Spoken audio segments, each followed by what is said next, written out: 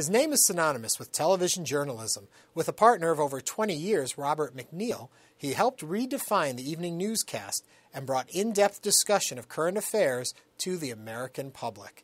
A former Marine, he has been called the Dean of Moderators for having conducted almost a dozen presidential debates. He has received an Emmy Award, a National Humanities Medal, and in 1999 he was inducted into the Television Hall of Fame. But beneath it all beats the heart of a young boy who loves telling stories. And he's published over 24 novels, plays, and memoirs. Hello, I'm Ernie Manouse. Coming up on Interviews, our conversation with the executive editor and former anchor of the NewsHour on PBS, journalist and author, Jim Lehrer.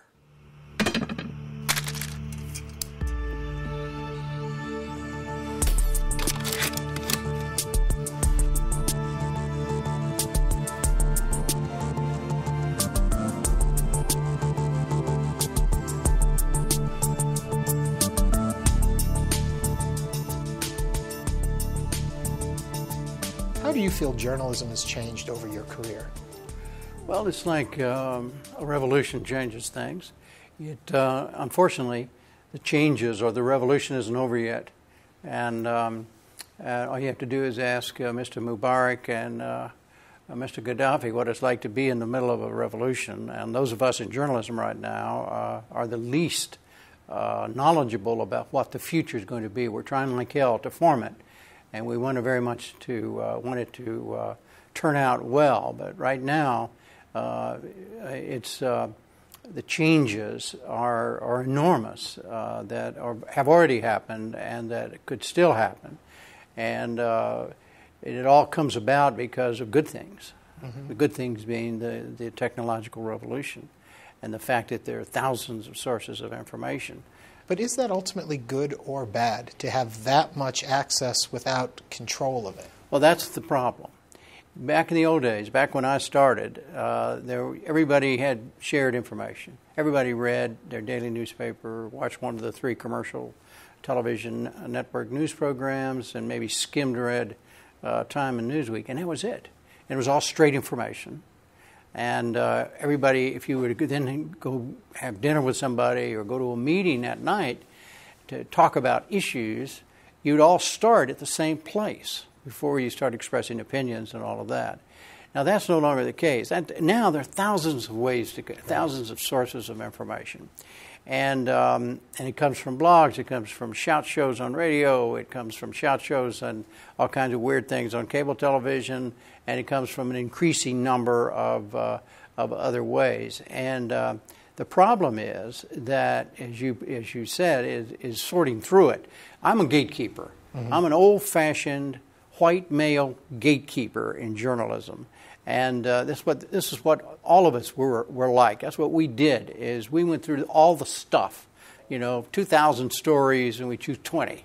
Right. And whether it's for a newspaper or a radio newscast or a television newscast.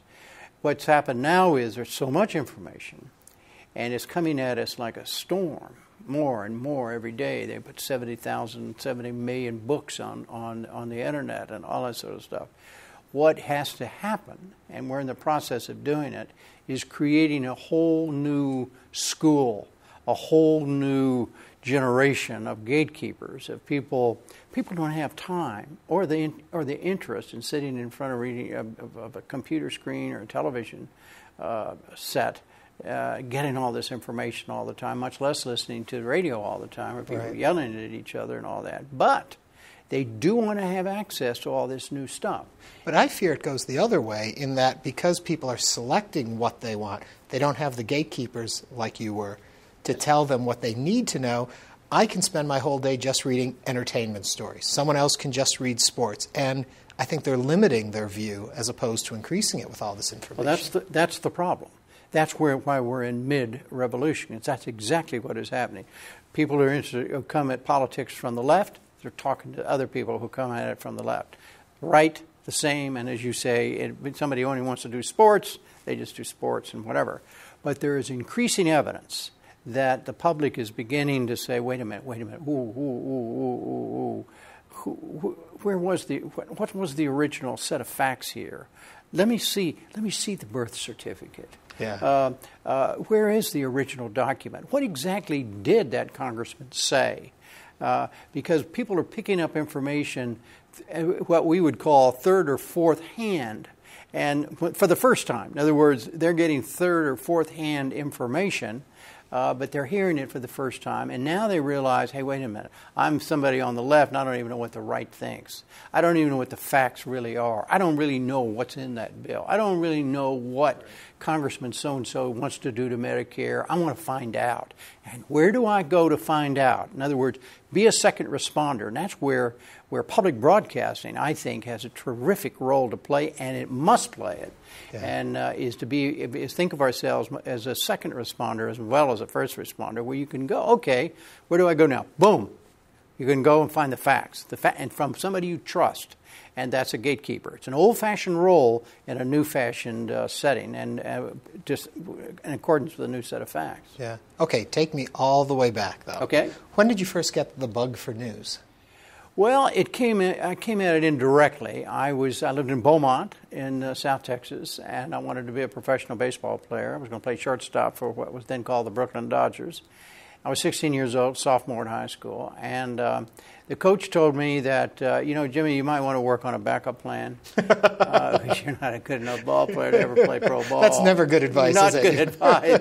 Well, but sports writers came to our games there in Beaumont, and I got to know some of them. I thought they were terrific. And also one of those many people who was touched by a school teacher almost at that exact moment at an English teacher at French High School in Beaumont. I'd written a paper, what they then call themes in English class, and the teacher gave me a great grade, but she also said, she wrote on it, Jimmy, you're a very good writer.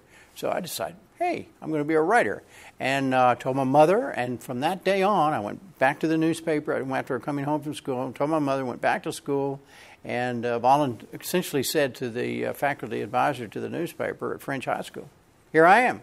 With the exception of the 3 years I was in the Marines, since that day, when I was 16, I've been doing journalism, and increasingly, the reaction to hearing the sound of the fire engines and wanting to know where they're going has been part and parcel of my life, and it still is. When you mention the Marines, I'm curious how that shapes a young man at that time with the desires you had. What did you take out of that experience? Ernie, I can tell you with absolute candor, I was only a Marine, active duty Marine for 3 years. It absolutely changed my life. It helped shape who I am today. I think, honestly, that many of the things that I have done that I'm proud of, I probably would not have done if I had not had the Marine experience. And it goes down to things like this. I was an infantry officer. I was a platoon commander. I was a kid, and 40 Marines of all kinds were under my control. I had full responsibility for them, whether or not they caught venereal disease, to whether they were eating well, whether or not they'd gotten a Dear John letter or whatever, and suddenly I had that responsibility.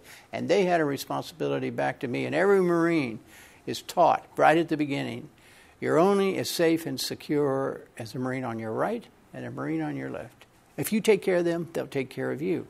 It's something that got into my bloodstream. It gets into the bloodstream, or into, I should say, the mind stream of anybody. The other thing that really affected me journalistically was when I went to the Marines. I'd never been on an airplane before. I was a white boy from San Antonio, Texas. Everybody I knew looked like me, talked like me, and whatever. And suddenly I'm with a bunch of people that not only don't always look like me, they don't talk like me, they don't think like me. And suddenly we are responsible for each other. And I'm responsible for them, and there's an inter-responsibility. So what the Marine Corps did was remove forever a cliche way to think about a group of people. Oh, well, he's just a billionaire's son from Houston. I was in the Marine Corps with one of them. Oh, he's just a poor kid from Harlem. I was in the Marine Corps with one of them. I was in the Marine Corps with one of every kind of person there is. So since I started practicing journalism, and somebody says, well, he's just this or she's just that, I always say, hey, wait a minute. I know better than that. So friend. When do you realize that? Is it something you notice immediately, or is it you're in a situation and in time you look back and say, wow? Only a situation occurs. When I used to notice in the newsrooms that early time, I'd just gotten out of the Marine Corps, I was in newsrooms, and I'd hear somebody say, "Oh, well, come on, that guy doesn't matter, he's just this." And I'd say, "Hey, wait a minute. Yeah. That guy, there was a guy just like this, who was a sergeant in my platoon, who this, and it's just been with me now, and I am a fanatic about it. I mean, in our newsroom at the PBS NewsHour, anybody talks like that gets their head handed to them, right. because that's just as part of the culture that but it would never have. I don't think it would have happened. It's a kind of understanding of the fact that there is something called humanity that crosses all racial lines, all age lines, every kind of ethnic lines, and that and if you're going to fight a war, you got to fight it with all kinds of humanity, and you're going to be dependent on people. And it's the other thing about the Marines that I learned is leadership can be taught. You can learn how to lead people, and discipline can also be taught. You don't have to be sloppy. It's not a natural thing. You can, if you are naturally sloppy, you can learn not to be. Well, I don't know about that, but I'm trying. How does all of this then play out in the newsroom? How do you lead journalists? I mean, we all know, both of us know definitely people in this business, and every one of them has their own idea, what they're doing, where they're going. How do you herd these cats? How do you do it but not stifle what makes them special? That's really hard. It's the hardest game in town. The best advice I ever got about this was from Ben Bradley. He was a friend of mine. He was, the big executive editor of the Washington Post. Right. And he retired. And right after he retired, I said, "Well, Ben, what's this all about? Why are you doing?" He said, "Well, to lead a newsroom, you have to have a reporter or an editor come into you and tell you about a story he or she is working on and get as excited as that reporter is. That's what you owe everybody in this newsroom, is mutual excitement for their work. And if you can't do that, get the hell out. And because it just won't work. And because with the excitement, with the hearing somebody comes up with a story idea, right. Then you have also then earned the right then to be the good supervising editor or the supervising producer and say, "Okay, man, this is a great story, but you haven't got it yet. There's a little hole here. Go get it. Go fill that hole." And you're part of the process.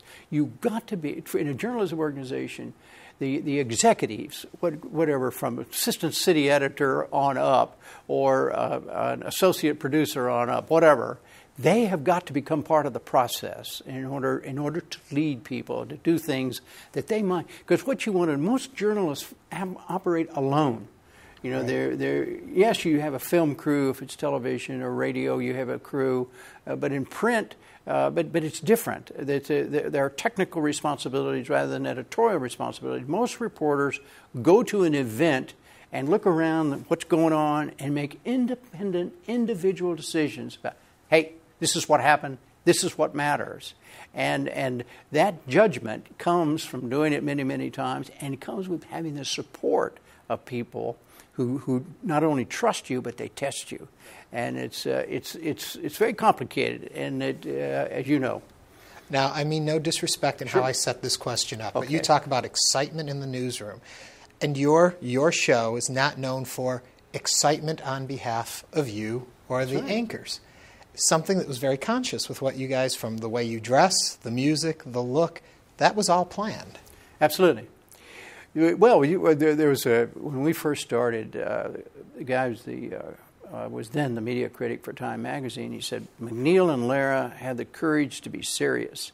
And I always added, and also we have the courage to be boring, and that's even harder. But it's where you begin. In other words, it's all about what your function is in journalism. There's no one way to function in journalism. There's no right way, wrong way, whatever. There's straight news reporting. There's analytical reporting.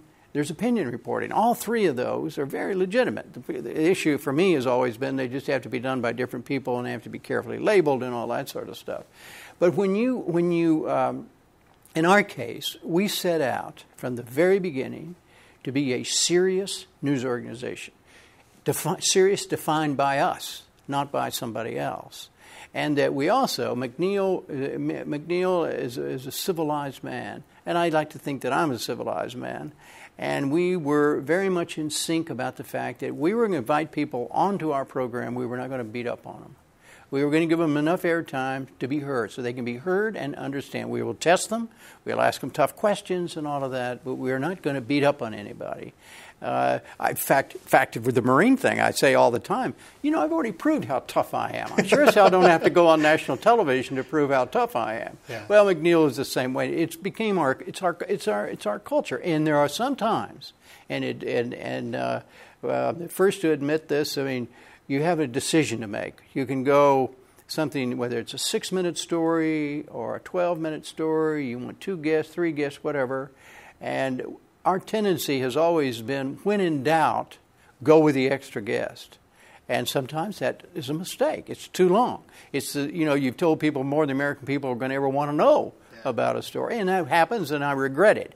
But I'll tell you what, I regret that less than if we tell people less than they need to know. I mean, if you're going to fault, our basic philosophy is if we're going to fault with giving people either too little or too much, we'll fault on the too much line. And that makes us unique, but sometimes makes us boring as hell. As we know now, you have walked away from the daily responsibilities. Right. Do you find yourself broadcasting to your wife? Are you still presenting the stories to people who will listen? No. I always I've offended some of my colleagues, not in public broadcasting, but others. Where the one thing I hope I never became is somebody wakes up in the morning and says, "Good morning, dear. This is your husband with the news." That you're always on. You're always whatever. Well, I'm always on about what the news story. I mean, I really am. This is little boy, little girl work. You got to understand. We all have to understand that. We're sitting in a hotel room right now doing an interview, and we hear a siren. Ernie? Yeah. Where's it going? Where's it going? What is it? Is it a police car? Is it a fire truck? Oh my God! There's another one. And if you don't care, if you don't want to get up and run over and see what's going on, then you should never go into journalism in the first place. In my case, I still hear the sirens. And yes, they involve the sirens of politics, the sirens of foreign affairs, the sirens of fill in the blank, but it's still the same thing. And so where do you go with it? Well, I don't. I will still have some involvement, and I still have some involvement in the NewsHour. But I just felt it was time for. I've been doing daily journalism for 52 years, and that's terrific. I've done the little boy thing now for 52 years. You've run after those ambulances. Yeah, and I just felt it's time to step back and take it and slow the pace down, not stop it, because I couldn't stop it if I wanted to. And I've written a lot of books, as you know, and I'm going to continue to write books. Somebody say you can't writing more books, and I said no, but I can write longer ones. Well, you got the time. Yeah, making me more boring, the books. But no, it isn't a decision based on any negatives. This is what I'm saying, and which is not many people can say that, and it helps being the boss. I'm the one who made the decision to change the name 2 years ago to the PBS NewsHour. That was all part of my glide path. We had to get from here to there, establish our team, and all that sort of thing. And I've been in complete charge of the glide path to my stepping back, and so it's been a joy for me. And the end result, I've had some dark moments where I think, oh, wow, or something. I'd see somebody on the air on our program. Oh, why didn't she do that? One time, many years ago, you said to me that you worry in the middle of the night. You still wake up and worry if all of this will go away. That you're never 100% sure of it. Now, at this point, having let the daily responsibilities go from that, still any of that? No, I don't think of that. I really don't. I have been so fortunate You know, I mean, I've been doing this 52 years. I've been doing this I've been doing that television program for 36 years. Yeah. And when we started, nobody but our families watched. And we went out, 2 and 3 at a time. And the movement toward whatever I have become has been slow enough and earned enough, from my perspective, that I don't feel that this is mercury in my hands. One day people right. I know what television's like, and but I'm not. That is really not a concern of mine now. Yeah. When you look, before we run out of time, I Sure. do want to talk a little bit about the presidential debates. Sure. What goes through your mind each time you're asked to do one? For me, as a moderator of these debates, and I've done 11 of them, it's like walking down the sharp blade of a knife. Yeah. Very, very carefully, and because all you have to do is make a mistake, and you can get hurt. It's psychologically terrifying. Professionally, it causes me at least to bring every ounce of everything I have to do one of those debates. And when it's over, it's the most exhilarating thing in the world. But the fear of making a mistake, of doing something stupid, that people are going to be talking. I've always said, when after a debate, if people are talking about me, even if it's positive, oh, Larry, it was a great question you asked, so. Yeah. They should be talking about what the candidate said, because that's what it's about. And I've always tried to keep to that. And but it's even with all of that, and with all the help and all the stability, all the experience I've now had, you think, my God, you'd think this guy'd get used to this every once in a while. Yeah, oh, here we go again. Why is he terrified all the time? Yeah. Well, you show me somebody who does live television or moderates a presidential debate and is not terrified, I'll show you a guy's either a liar or a fool. Looking back, any missteps that still haunt you today? Nothing that haunts me. No, sure, I made mistakes, yes, and a couple of them, and then, of course, they're very visible. Anybody who right. watched them knows about the mistakes, and I have no, and I always admit it, and then move on. But I'm not haunted by it. I didn't do anything. I can look you straight in the eye, Ernie, and tell you, in the 11 debates I moderated, I didn't do anything that affected the outcome of a debate, much less an election. I am fully confident about that. Yeah. Do you vote in presidential elections? Well, dude, so, it's very complicated. I covered politics in Dallas, and you had to walk into the school and declare yourself a Republican, a Democrat in front of everybody, all my neighbors and all that. I was a political editor. I just turned around and walked out, and it got to be where I realized it was easier for me not to have it. It was so intense, and that was in the 60s. It was so, I was a newspaper man and writing a newspaper column about politics and other stuff. And it was just I was very much at ease just taking that off the table, my own decision. And I got used to it. And during the debates and all that sort of thing, I want to be able to make sure that everything I do is completely clean in my mind. And I don't do it for outside perception. I wish nobody ever even knew about it. If somebody asked me, I told the truth. And I've been living with that ever since. Because of course I've had people hand my head to me. Oh, how in the world can you not vote? What example are you setting for the American people and the young and all of that? And I try to explain it, but it never goes down well. Yeah. One more thing on debates before we leave that. Bet. Do you feel that the people you have met that have run for these offices, for vice president, president, are shown in the media to be who they truly are? I really do. I really do, Ernie. It's I have discovered after all these years of doing the debates and covering presidents and people who want to be president, at that level there are very few accidents that get through the sieve. Yeah.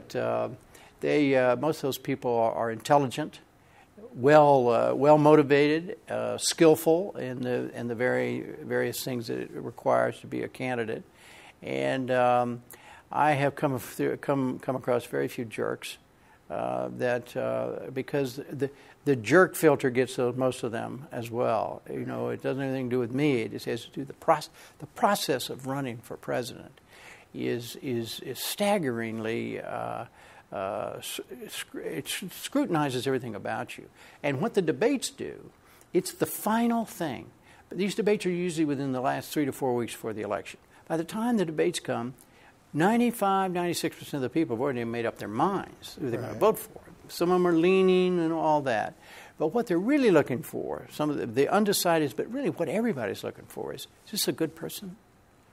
How is this person going to act under pressure? The stuff about issues, what are you going to do about Social Security? You're going to put it in a lockbox or whatever and all that sort of stuff. By the time the debates come, all that stuff has all been resolved in the minds of the voters. They want to get it. They want to get a take on this person. And so the language of the debates that people need to watch, and they do, they're way ahead of the voters on this. These pundits don't get it. It's the body of language. It's not the body of words on these presidential debates. And you can just look at several of these where the results, what told the story and what caused a particular result was what one of the candidates went aside, remember, when and hurt Al Gore, John McCain in the debate that I moderated with Obama. McCain wouldn't look at Obama. That hurt him. That hurt. It had nothing to do with what he was saying or whatever. And that's always the case. Have the American public, from your point of view, gotten it right every time? Don't have to say any races. I'm just curious if you think they have. Yes. Okay, and that finishes it. Okay. We are out of time. Okay. A pleasure to sit down and talk with you. Thank you for all the work you've done and for showing us so much of the world around us. Thank you, Ernie. Pleasure to be with you always. Jim Lehrer.